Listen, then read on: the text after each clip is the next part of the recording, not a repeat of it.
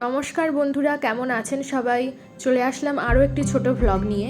অনেক দিন ভ্লগ দেওয়া হয় না। আজকের ভ্লগটি থাকবে ওল্ড দীঘার পার্ক নিয়ে।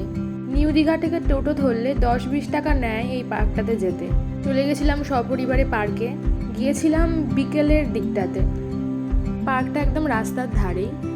ঢুকতেই দেখবেন চারিদিকে দোকানপাটে ভর্তি। খাওয়ারের দোকান, ছোট ছোট বাচ্চাদের খেলনার দোকান, ঘর সাজানোর জিনিসের সমস্ত সামগ্রীর দোকানও আপনারা এখানে পেয়ে যাবেন। ইভেন জামা কাপড়ের দোকানও কিছু কিছু ছিল এর ভিতরে।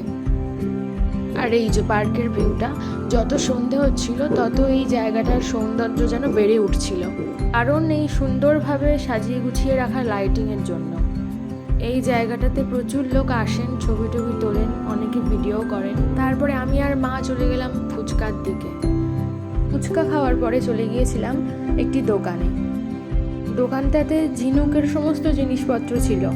ঝিনুকের ফ্লাওয়ার ভাস, ঝিনুকের ধূপদানি, ঠাকুরের মূর্তি, এক একটার এক এক রকম দাম ছিল। তো কিছু জিনিসপত্র আমরা এখান থেকে কেনাকাটা করি। আর এইগুলোর দাম বলছিল 50 টাকা, ঠাকুরগুলোর দাম 120, 150 এরকম আর কি দাম ছিল।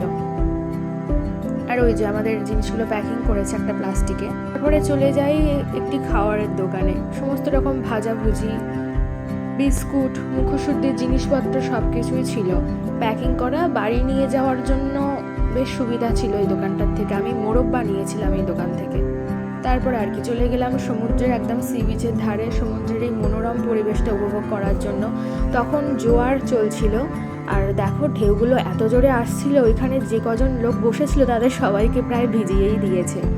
আর এখানটায় খুব সুন্দর এলইডি লাইট দেওয়া ছিল, জোরালো লাইট, যার জন্য সমুদ্রটা দেখতে দারুণ লাগছিল। প্রচণ্ড হাওয়া হচ্ছিল, ঠান্ডা হাওয়া সমুদ্রে, বেশ ভালোই লাগছিল। তো তোমরা দীঘায় এসে এই ওল্ড দীঘার পার্কে কে কে এসেছো কমেন্টে জানিও। আর ভিডিওটি ভালো লাগলে লাইক করো, সাবস্ক্রাইব করো। দেখা হচ্ছে পরবর্তী ব্লগে।